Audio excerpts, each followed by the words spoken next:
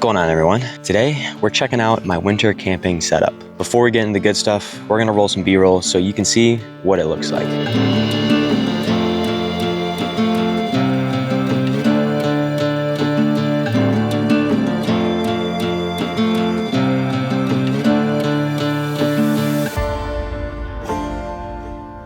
Those of you that don't watch the videos regular, this is my GX470, and recently I've been building it out for the winter time to optimize it for camping and just being on the road while it's cold. Right now, we're in the beautiful Alabama hills of California, mid-California, Southern California, I don't really know. It's in Lone Pine, and it's pretty sick. I mean, Mount Whitney is right there, a 14er, and then these incredible rock formations all around.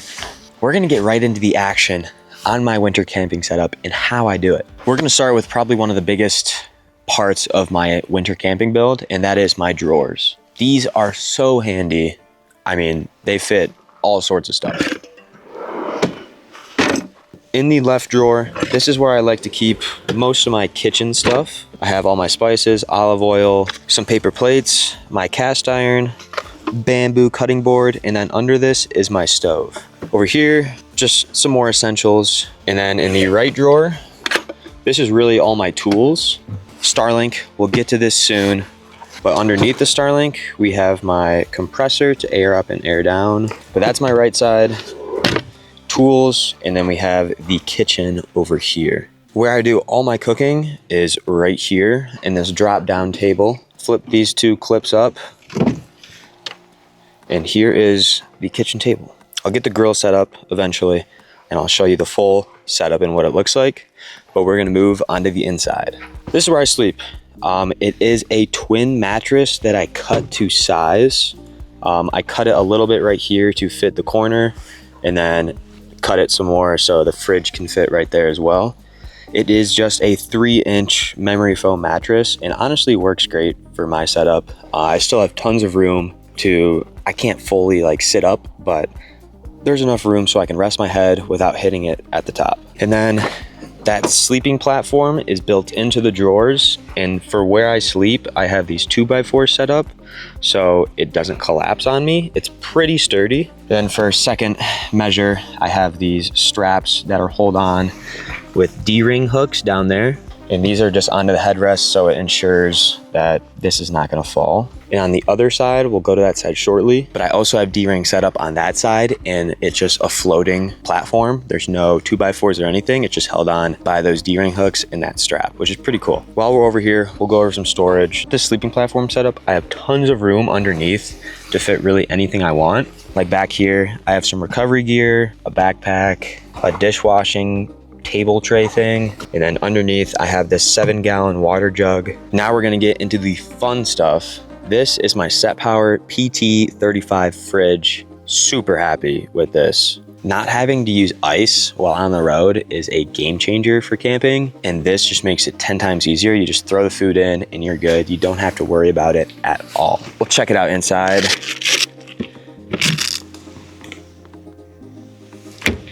It's honestly pretty bare right now because my trip is coming to an end, so I don't have too much stuff in there. But when it is fully loaded, there's tons of space left. And then to control the fridge, there's this little control panel right here, and you just hit up to select how cold you actually want it. Currently, I have the left side turned off since I just have some eggs in there. But there's all kinds of customizations you can do. Compressor speed, battery protection. I just have my battery protection set at middle and my compressor speed set at low. The fridge honestly completes this build because for the past 2 years while camping and on road trips, I've just been using a cooler and ice. And while it works, it's a hassle sometimes always having to get ice. And honestly, by the time, say you travel for a year and you're just constantly getting ice, it's gonna add up to definitely more than $100. So this fridge is definitely worth it in my opinion because it's $300. It's under $300, which is a great budget price point. Some more specs about the fridge. It runs at about 38 watts per hour, which is very good. That's eco mode. If you're opening it a bunch or just turn it on, it will run about 50 watts an hour. And with my power station that we're about to get to next, it can run for almost 3 days, which is incredible. If you're in the market for a fridge, highly recommend. I do have a discount code for Set Power. So if you want a Set Power fridge, this might be the time to buy. But now we're gonna move to my power station that powers all this good stuff. If we open up our passenger side rear door, we are met with my Pecron E2400 LFP. As you can see, we have some goodies currently plugged in, and this thing is amazing. This power station is also a game changer to my setup.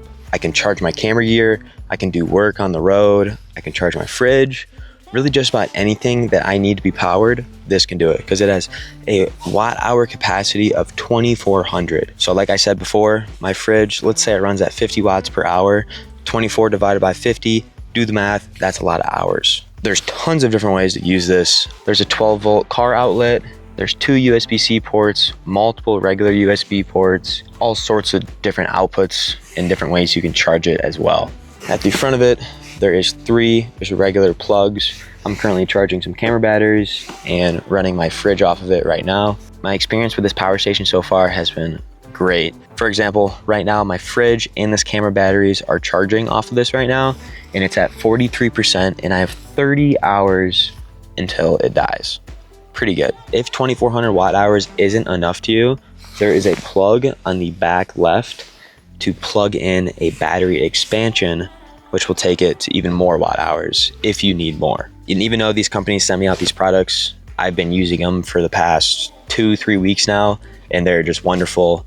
I would not be giving good reviews on them if I didn't like them. But now moving on to how I actually charge this thing. You're probably wondering, how do you charge it? Well, I don't have solar yet. That's my next game plan, is to upgrade this thing, get solar panels on the roof. I currently have a Blue Eddy Charger 1, which plugs in right from my battery, runs through the firewall, uses all the excess power that the alternator uses, or it uses all the excess power that the alternator doesn't use and charges my battery. My alternator is also stock. I have not upgraded it yet, so I have stock amps in the alternator, which means if I'm on the highway driving for long distances, it's great.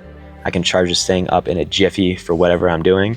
But if I'm at a camp spot for more than a day or two, that's when the problem comes in and I need solar. So that's my next step, is getting solar for this setup. But now we can move on to how I stay warm. This part is pretty cool. It's my first time ever using one this past couple weeks, and I'm honestly super impressed with how good it works. So let me show you. This is my diesel heater. It is an H-Calorie Toolbox 2 Plus. Honestly, super impressed with this. It has worked amazing for me. It's super simple to set up.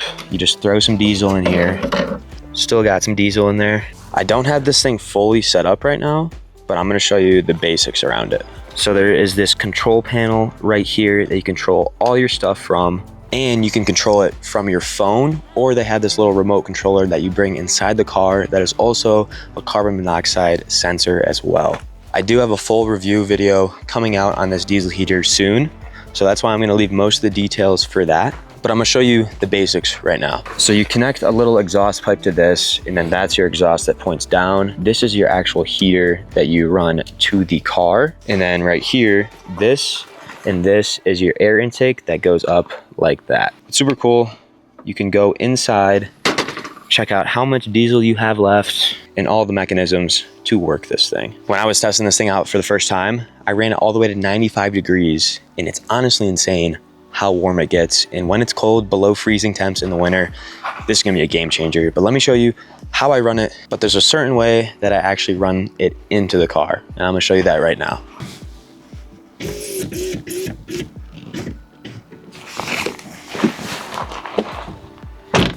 This is my vent for my GX, and it is made by Solid Shift Concepts. This is what I run for my diesel heater. So for example, the ducting for the heater that runs into the car will come from the heater and then go onto this, and then it goes directly in the car. And then all of these are vents as well. And then for the power cord for the diesel heater, I run that through this. I'll show you the back side, but you can unlock, push it up and lock it back in place, and it's perfect enough to fit a cord, which is awesome.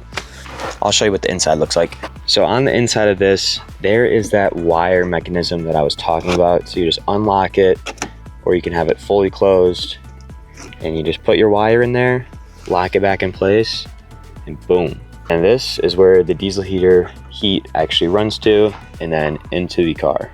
Super happy I went with this.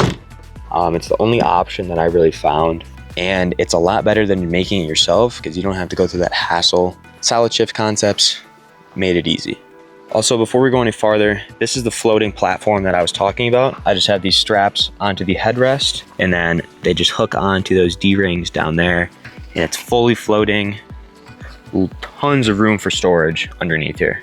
And then for safety purposes, I keep my jack right here, just in case I need to fix anything or replace anything. You've probably noticed I'm not running a spare tire, and that's because I have a full kit from Glue Tread that allows me not to run a spare tire because I have everything I need to fix a tire if something happens to it. Almost forgot to tell you guys, I also use Starlink Mini to stay connected when I'm on the road. Honestly, I'm super impressed with it so far. I was always like on the edge about getting it, but I'm happy I did because I'm able to upload YouTube videos from wherever in the world. For example, I uploaded a YouTube video in Yosemite National Park.